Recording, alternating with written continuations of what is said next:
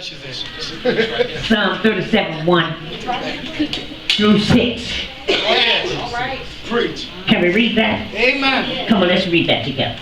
Fret not thyself because of evildoers, neither be thou envious against the workers of iniquity. For they shall soon be cut down by the grass, and wither as the green herb. Trust in the Lord, and do good. So shalt thou dwell in the land, and verily thou shalt be fed. You see? Delight thyself also in the Lord, and he shall give thee the desires of thy heart. 5. Commit thy way unto the Lord, trust also in him, 6. and he shall bring it to pass. And he shall bring forth thy righteousness as the light, and thy judgment as the noonday. Before you take your seat, tell your neighbor, I put it all in his hand. Tell somebody else, I put it all in his hand. All right, y'all better sit down.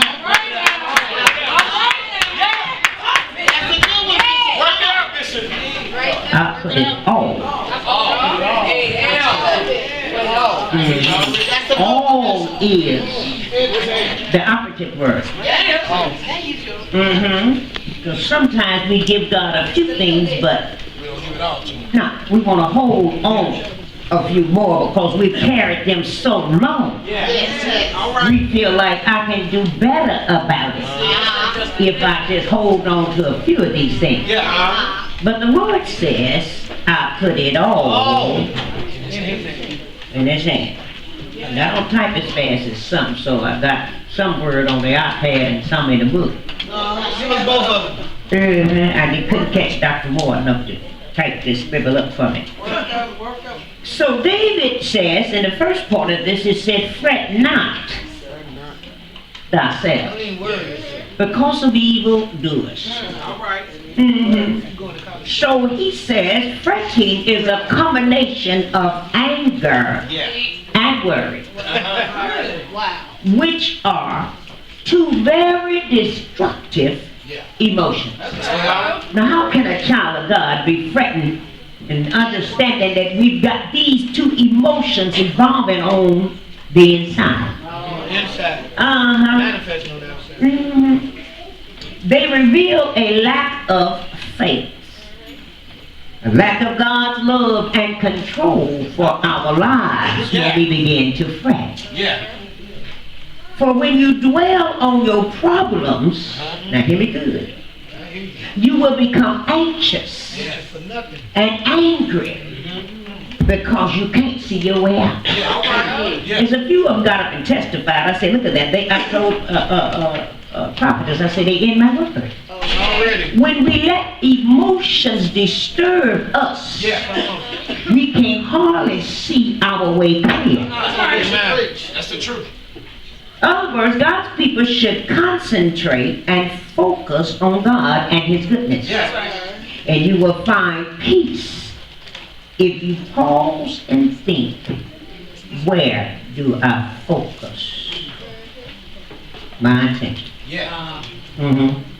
I told y'all I put it all in his hands. The word said we should never, ever envy evil people. That's right. Isn't that what the word said? Amen. Even though some seems to be extremely popular or excessively rich. Turn me down just a little. I won't have that feedback. No matter how much they have, the word say it will fade and vanish like the grass.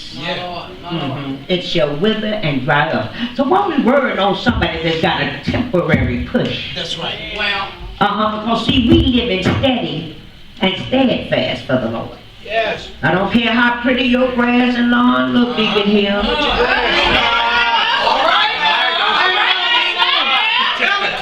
I don't care how well it's manicured. The word says it shall be cut down and it will eventually die. So us whatever the person seems to be having. Yeah. If it didn't come through him, don't worry about it. Yeah. It ain't gonna last. It ain't gonna last. Check it, neighbor. That ain't gonna last, no. That's it. Those who follow God live differently from the wicked. Yeah. And in the end, those who live for God will have a far greater treasure. Yeah. That's stored up for us, not only on earth. See, we're going to get blessed twice. The wicked only have their earthly gain. But the righteous, those who hold on to God, is being double blessed. He's going to take care of us here and there in heaven. What the unbeliever gets may or may not last a lifetime. If he or she is lucky. But what we get from God lasts forever. Yes, it does. Some songwriter wrote, I'll trade a lifetime just for one day in paradise. David calls us in this portion of the Psalms is to take delight in the Lord. And then we need to commit our everything we have into God's hand and let him guide our footsteps. But how do we do this? That sounds good. It looks even better on paper. But how are we going to delight? To delight in something means to experience great pleasure and joy in his or her presence. Don't you delight yourself when you see your significant? You do that. Well. You gotta talk about Melvin. You do. Go right ahead. Talk about your husband. It's hard with the skipping beats. Stomach blood. And the closer they get to you, the more nervous you become. Oh, let me get back over here. I tried to explain to y'all what the word delight means. That's the light.